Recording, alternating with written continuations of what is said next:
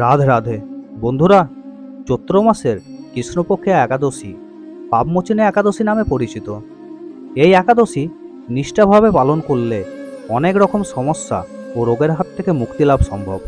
বলা হয় এই একাদশী পালন করলে স্বর্গলাভের সুযোগ পাওয়া যায়। এছাড়াও এই একাদশীর গল্প শ্রবণ করলে ব্রাহ্মণকে 1000টি গাভী দান করার সুফল পাওয়া যায় এবং তার সমস্ত পাপ বিনষ্ট হয়। একাদশী ভগবান শ্রীকৃষ্ণের অত্যন্ত প্রিয়। যে ব্যক্তি এই উপবাস পালন করে সে কখনো ভূত বা আত্মা দ্বারা প্রভাবিত হয় না, তার সকল মনোবাঞ্ছা পূর্ণ হয় এবং পালনকারীর সকল পাপ বিনষ্ট হয়। সে ব্যক্তি অত্যন্ত ধার্মিক হয়ে ওঠে।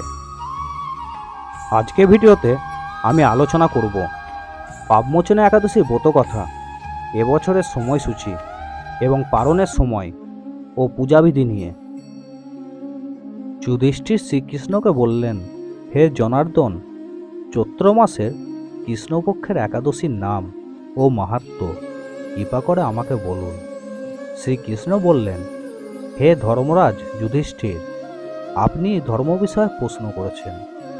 এই একাদশী সকল সুখের আধার, সিদ্ধি প্রদানকারী ও পরম মঙ্গলময়, সমস্ত পাপ থেকে নিস্তার ও মোচন করে বলে এই পবিত্র একাদশী তিথি পাপমোচনী একাদশী নামে পরিচিত। রাজা মান্ধাত্তা একবার লোমস মুনিকে এই একাদশীর কথা জিজ্ঞাসা করেছিলেন। তার বর্ণিত সেই বিচিত্র উপাখ্যানটি আপনার কাছে বলছি, আপনি মনোযোগ দিয়ে তা শ্রবণ করুন। প্রাচীনকালে অতি মনোরম চৈত্ররথ পুষ্প উদ্যানে বহু বছর ধরে ঋষিমুনিরা তপস্যা করতেন। একসময় মেধাবী নামে এক ঋষিকুমার সেখানে তপস্যা করছিলেন। মঞ্জু ঘোষা নামে এক সুন্দরী অপ্সরা তাকে বশীভূত করতে চাইল, কিন্তু ঋষির অভিশাপের ভয়ে সে আশ্রমের 2 মাইল দূরে অবস্থান করতে লাগলো। বীণা বাজিয়ে মধুর স্বরে সে গান করত। একদিন মঞ্জু ঘোষা মেধাবীকে দেখে কামপীড়িতা হয়ে পড়ে।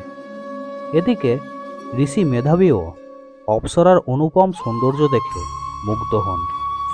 তখন সেই অপ্সরা মুনিকে নানা হাবভাব ও কটাক্ষ দ্বারা বশীভূত করে। কামের দ্বারা বশীভূত হয়ে মুনি তার সাধন ভজন বিসর্জন দিয়ে আরাধ্য দেবতাকে বিস্মিত করেন। এইভাবে অপ্সরার সাথে কামক্রিয়ায় মুনির বহু বছর অতিক্রান্ত হল। মুনিকে আচারভ্রষ্ট দেখে সেই অপ্সরাও দেবলোকে ফিরে যেতে মনস্থ করল। একদিন মঞ্জু ঘোষা মেধাবী মুনিকে বলতে লাগলো, হে প্রভু, এখন আমাকে নিজের গৃহে ফিরে যাবার অনুমতি প্রদান করুন। কিন্তু মেধাবী বললেন, হে সুন্দরী, তুমি তো এখন সন্ধ্যাকালে আমার কাছে এসেছ, প্রাতকাল পর্যন্ত আমার কাছে থেকে যাও।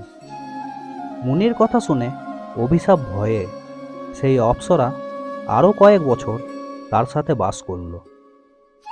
এইভাবে বহু বছর অতিবাহিত হলো। দীর্ঘকাল অপ্সরা সহবাসে থাকলেও মেধাবীর কাছে তা অর্ধরাত্রি মনে হলো।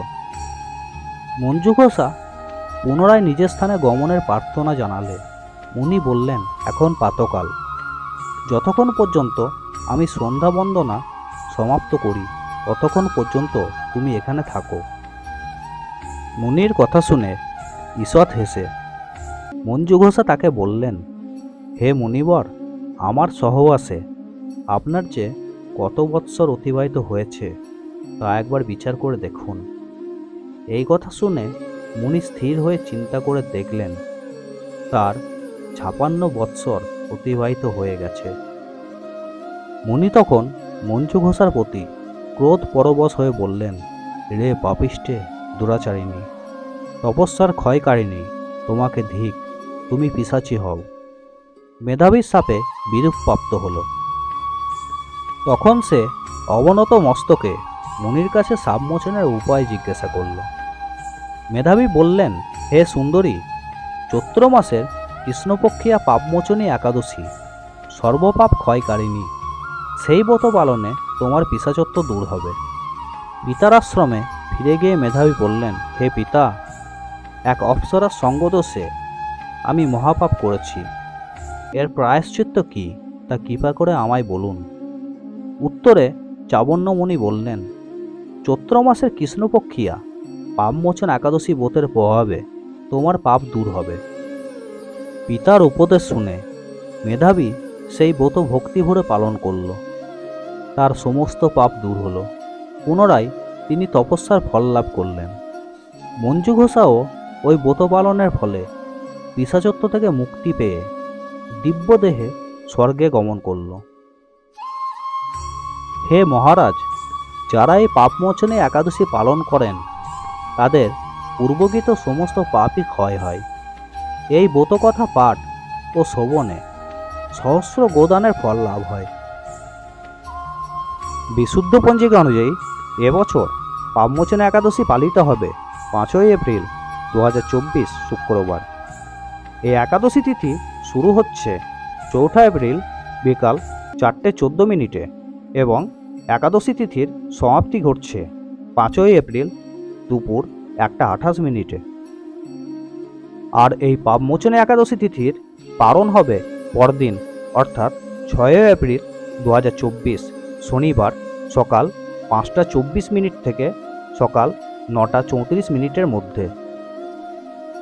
যারা এই পাপমোচনে একাদশী তিথি পালন করবেন তারা দশমীর দিন একাহার, একাদশীর দিন উপবাস এবং দ্বাদশীর দিন একাহার করবেন।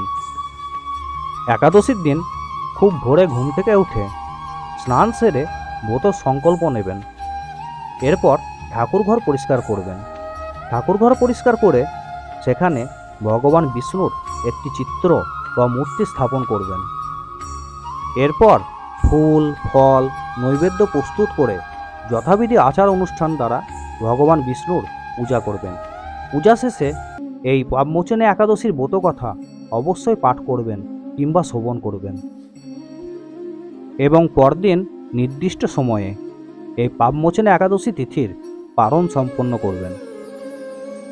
তাহলে বন্ধুরা, আজকে ভিডিওটি আমি এখানেই শেষ করলাম।